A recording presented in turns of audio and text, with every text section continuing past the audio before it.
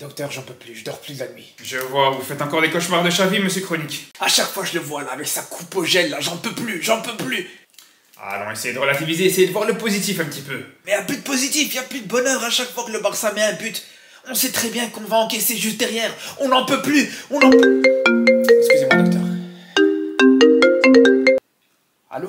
Ouais, t'as entendu, le Barça a viré Xavi. Quoi, t'es sûr? Ouais, c'est officiel là, c'est bon. Sérieux? Merci, docteur, vous faites vraiment du très bon travail. C'est ça, à la prochaine. Il y a le Maroc qui joue dans 2 semaines, je pense qu'on va vite se revoir. Les gars, aujourd'hui c'est un grand jour. C'est un grand jour. Aujourd'hui je suis heureux, je vous dis la vérité. Enfin Xavi va partir. Enfin les gars. Je pensais vraiment qu'on allait encore purger un an avec lui. Je pensais vraiment qu'on allait encore purger un an avec ce coach, avec cette fraude, avec ce coach qui détruit ce club depuis qu'il est arrivé. Mais là, enfin, il va partir. Alors c'est dommage, bien sûr, c'est dommage qu'il va partir dans ces conditions-là. Normalement, j'aurais bien aimé qu'il parte de lui-même, comme c'était annoncé depuis le début, comme ça devait être le cas. Il y a quelques mois d'ici, malheureusement, ça ne va plus être le cas. Tant pis, qu'il aille se faire foutre. Qu'il aille se faire foutre. On est content qu'il parte. Attendez, les gars, je vais vous dire une chose par contre. Commencez même pas à venir me dire, ouais, non, mais faut le respecter, ça reste quand même un grand nom du Barça. Ok, c'est un grand nom du Barça et je respecterai toujours Xavi en tant que joueur. Le Xavi en tant que joueur, les gars, je vous le dis encore maintenant, quand je vois des vidéos de lui, des compilations et tout ça, j'ai des frissons. Je vous le dis, il n'y a pas de problème là-dessus, je suis amoureux de ces joueurs. Par contre, en tant que coach, je lui crache dessus. Xavi, en tant que coach, je lui crache au visage. Je vous le dis, les gars, j'en ai rien à foutre. Ce qu'il a fait là, ce qu'il a fait depuis qu'il est arrivé au Barça, les gars, c'est une catastrophe. C'est une catastrophe. Sur le plan sportif, sur le plan extra-sportif, c'est pas la même personne. Est-ce que vous avez déjà vu Xavi se prendre des cartons rouges parce qu'il s'énerve sur l'arbitre, parce qu'il chutait dans les glacières, parce qu'il cassait du matériel et tout ça? Non. Le Xavi en tant que joueur, il faisait pas des choses comme ça. Je vous dis, c'est pas la même personne. Tout simplement. Donc ça, c'est pour commencer avec une première chose. Après, ouais, bien sûr que, voilà, dans cette vidéo, je vais pas y aller de main morte. Je vous le dis, les gars, je vais pas y aller de main morte parce que c'est la dernière vidéo, de toute façon, sur laquelle je parle de Xavi. C'est vrai. En tant que coach du Barça, bien sûr. C'est pour ça, les gars, je vous dis, dans cette vidéo, je vais pas y aller de main morte. Dans cette vidéo, on va pas rigoler les gars. S'il y en a qui croient que cette vidéo c'est une vidéo de dommage pour dire merci Xavi pour ce que t'as fait, merci pour ton passage au Barça en tant que coach, quittez tout de suite la vidéo, c'est mieux. Quittez tout de suite la vidéo parce que ce chien, il nous a détruit le club. Je vous le dis, il nous a détruit ce club. Ce qu'il a fait là maintenant depuis qu'il est arrivé au Barça, c'est une catastrophe les gars. C'est une catastrophe. Là maintenant, enfin on peut commencer à envisager que ce club se reconstruise. Mais là, quand on refait le bilan, quand on fait le bilan par rapport à tout ce qu'il a fait, les gars, c'est une catastrophe. Alors déjà, avant de s'attarder sur Xavi, avant de régler mes comptes avec Xavi une fois pour toutes, je vous informe juste d'une chose, c'est que dans les prochaines heures, il y aura une autre vidéo qui sortira sur le futur coach du Barça, qui devrait être Hansi Flick, sauf retournement de situation. Là, actuellement, c'est quasiment acté. Mais bon, ça, on en parlera bien sûr dans une autre vidéo. Pareil, peut-être dans les prochains jours, dans 2-3 jours normalement, une autre vidéo qui sortira sur le mercato idéal pour le Barça avec 0 €. Vraiment un mercato idéal que tu peux faire en dépensant rien du tout, en prenant que des joueurs libres de tout contrat ou en déboursant le moins possible en tout cas. Mais bon, ça sera pour des prochaines vidéos. Mais sinon, pour revenir à Xavi les gars. Déjà pour commencer, ce que je lui pardonnerai jamais, c'est que déjà, il te fait écouter l'hymne de l'Europa League. Il t'a fait écouter l'hymne de l'Europa League le jeudi soir au Camp Nou. Ça c'est impardonnable. Impardonnable. 2 saisons de suite en plus les gars. Alors pour la première saison, ok, il est pas responsable. Pour la première saison, ça va, c'est pas très grave parce que c'est surtout Koeman juste avant qui a fait quasiment le 3/4 du travail. Mais bon, voilà. Par contre, la deuxième saison avec un mercato XXL, avec un recrutement Lewandowski, Rafinha, bref, avec tout ce recrutement-là, que t'aies pas été capable de te qualifier au moins deuxième derrière le Bayern, ça c'est impardonnable. Allez, tu te qualifies pas en 8ème, c'est une chose. Mais l'Europa League, que tu sois pas capable de au moins arriver en demi-finale, voire en finale. Non, là c'est trop. C'est trop parce que ça, on a assez banalisé. Parce qu'on parle beaucoup du fait que Xavi te qualifie 2 fois en Europa League, que Xavi joue l'Europa League. Mais faut surtout voir et s'intéresser aux résultats qu'il a pu faire en Europa League. Tu te fais éliminer par Francfort et par United. Et je vous rassure, on parle pas du Manchester United d'Alex Ferguson, les gars. On parle d'un Manchester United qui galère actuellement à gagner des matchs contre Fulham, contre Nottingham Forest, contre Brentford, qui se prend des 4-0 contre Crystal Palace. Bref, la liste elle est encore très longue. Et que t'aies pas été capable de justement de performer un peu plus en Europa League, déjà ça c'est une première chose. Mais bref.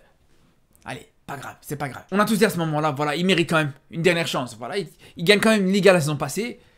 On s'est dit, voilà, on va voir ce que ça peut donner sur cette deuxième saison complète, on va dire, pour Xavi au Barça. Erreur fatale. erreur fatale. La saison qui t'a fait là, la saison où il devait confirmer, la saison qui devait être la saison confirmation, ça a été la saison de purge, les gars. C'était pas la saison de la confirmation, c'était la saison de la destruction, les gars. La destruction. Il a détruit le club. Cette saison-là, vraiment, ce qu'il a fait, il a détruit le club. Il a fait tout ce qu'il fallait pas faire de A à Z. De A à Z. En commençant par le recrutement, au niveau des résultats sportifs, au niveau de son comportement, là aussi sur l'aspect extra-sportif, à tous les niveaux, il a été catastrophique. Alors qu'il fasse une saison blanche, c'est déjà arrivé. C'est déjà arrivé que le Barça fasse une saison blanche, il n'y a pas de problème. Même les plus grands coachs au Barça ont eu malheureusement des saisons un petit peu moins prolifiques. Il n'y a pas de problème. Par contre, proposer un jeu aussi pauvre, galérer autant en Liga, galérer autant contre des équipes comme Villarreal, se faire taper à l'aller comme au retour contre Girone, se prendre 4 buts à l'aller comme au retour contre cette équipe de Girone, les gars, j'accepte pas ça, les gars. Ça, je digérerai jamais. Je digérerai jamais ça, les gars. Alors, aujourd'hui, tu finis devant Girone dans ce championnat, c'est bien. Mais pour moi, c'est pas mérité. Pour moi, c'est pas mérité quand tu te prends deux fois une défaite contre cette équipe-là à l'aller comme au retour.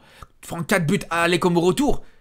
Mais jamais de la vie, tu dois finir devant cette équipe-là. Parce que là, il y en a qui vont me dire, ouais, mais non, mais Xavi, il a quand même réussi à être deuxième, c'est pas très grave. Les gars, ce qu'il faut comprendre une fois pour toutes, c'est qu'il a su être deuxième dans une Liga qui est l'une des pires de ces dernières années, les gars. Dans une des pires ligas de ces dernières années. Si t'étais, il y a quelques années d'ici, il y a 10-15 ans d'ici, avec un grand Séville, un grand Valence, un grand Atlético de Madrid, tout ça, je suis même pas sûr que tu te qualifies en Ligue des Champions, voire même en Europa League cette saison.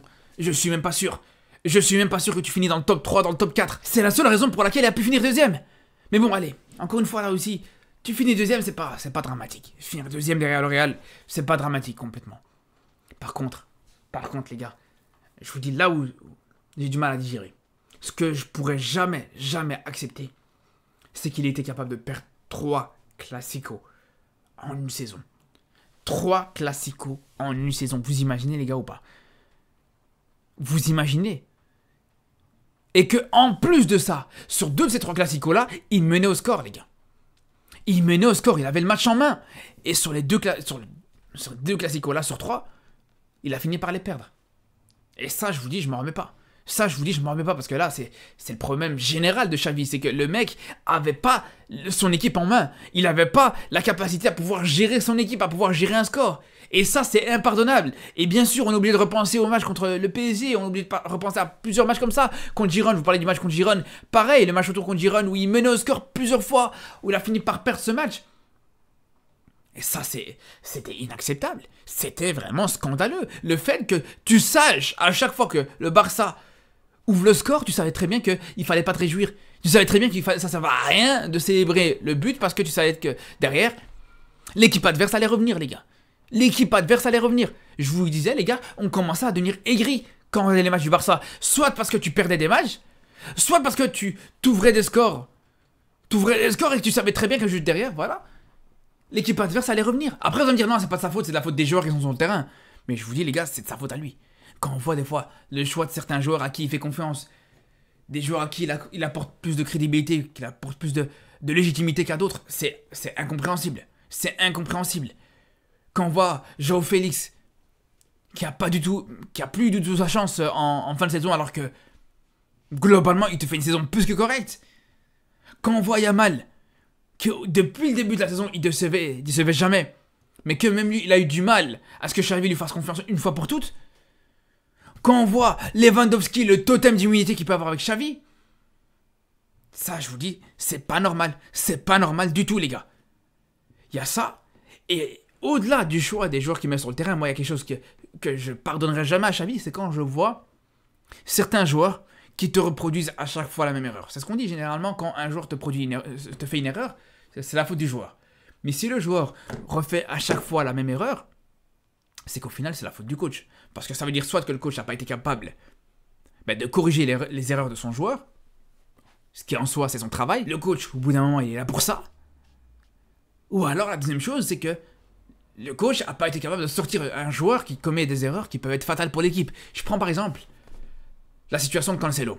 Cancelo, les gars, je vous dis, quand on voit, justement, contre le PSG, il te fait une erreur avec un oubli du marquage au deuxième poteau, on voit qu'il fait exactement la même chose plusieurs fois contre le Real, les gars. Plusieurs fois, quand Cancelo, il fait exactement le même. C'est là où je me pose la question sur Xavi. Est-ce que vraiment, il en a parlé? Est-ce qu'il a essayé de le pousser à s'améliorer? Et ça résume un petit peu toute la situation de Xavi depuis qu'il est au Barça. C'est qu'il n'y a aucune progression. Il n'y a aucune progression. T'as l'impression que entre le début de la saison et la fin de la saison, c'est quasiment la même chose. Voire même des fois, on a même l'impression que cette équipe de Xavi, elle régresse. Parce que au début, sur sa première saison, quand il a fait une saison qui n'était pas forcément complète, quand on a fait sa demi-saison, ou son 3/4 de saison, après le départ de Koeman, on a vu des choses encourageantes cette saison-là, on s'en rappelle. Et là, quand on voit encore une fois comment le niveau de l'équipe a baissé, quand on voit à quel point, au niveau du jeu, au niveau offensif, tu progresses pas du tout. Il n'y a aucune animation offensive. T'as l'impression des fois il n'y a pas d'automatisme, t'as l'impression qu'il n'y a aucune combinaison, aucun circuit préférentiel. Même une équipe type au final, t'en vois pas vraiment. Une équipe type du Barça. C'est une première chose. Deuxième chose, même défensivement. Défensivement aussi, non seulement tu progresses pas, en plus tu régresses. Tu régresses de plus en plus. Parce que le problème du fait que Xavi avait du mal à gérer un score, on avait déjà ça la saison passée, je me rappelle très bien.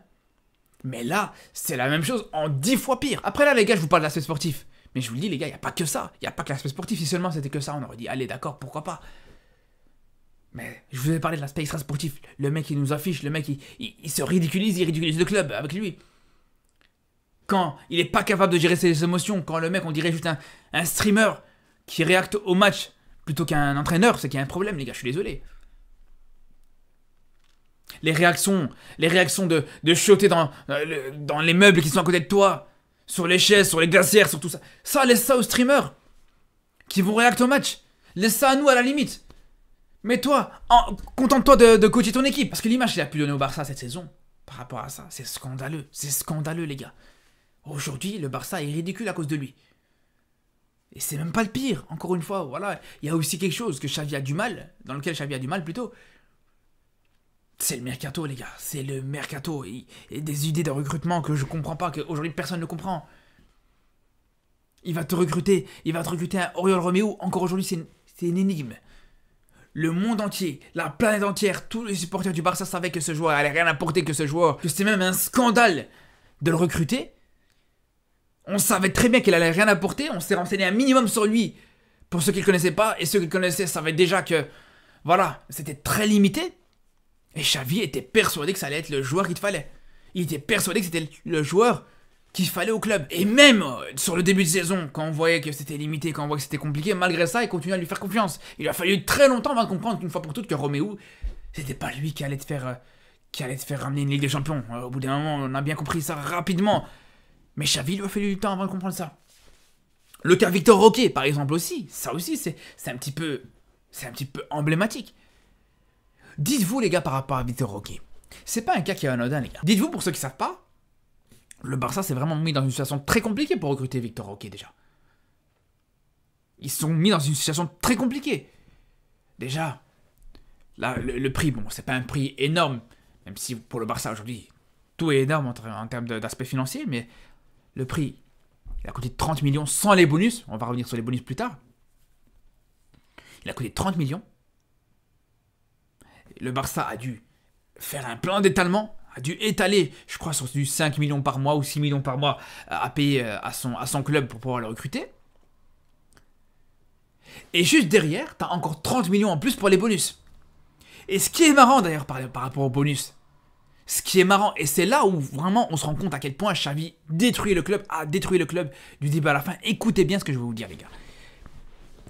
Il faut savoir, l'une des conditions pour laquelle le Barça devait payer 30 millions en plus au club de Victor Roque, c'était s'il n'avait pas un temps de jeu suffisant avec le club. S'il n'avait pas un temps de jeu suffisant avec le Barça devait débourser encore une grosse somme. Et vous êtes choqués encore quand on insulte Xavi? Vous êtes étonnés encore quand je vous dis que je lui crache dessus? Les gars, il t'a complètement détruit ce club. Non seulement sur l'aspect sportif, mais sur l'aspect financier. Il te recrute un joueur en sachant qu'il y a une clause dans le contrat qui dit qu'il doit le faire jouer un minimum, sinon voilà, le club peut s'endetter. Et c'est pas qu'il va se dire, bon, si on le recrute, il faut que je sois sûr de le faire jouer parce que sinon, voilà, là, à ce moment-là, je peux encore faire sombrer le club encore plus financièrement. Non, il te le recrute quand même, et en plus de ça, il te le fait pas jouer. Même dans des matchs qui comptent pas forcément, où tu peux encore gagner un petit peu de temps de jeu, où tu peux le faire entrer en cours de match pour que, voilà, au moins t'aies pas cette clause à payer. Non, lui, il en a rien à foutre, les gars. Je vous dis, il va laisser un chantier derrière lui. Et c'est une transition parfaite pour vous dire que j'arrive très bientôt, justement, dans les prochaines heures, maximum demain, pour la vidéo sur Hansi Flick, qui devrait être le prochain entraîneur du Barça. Donc je vous dis à très vite pour cette nouvelle vidéo, et surtout d'ici là, prenez soin de vous.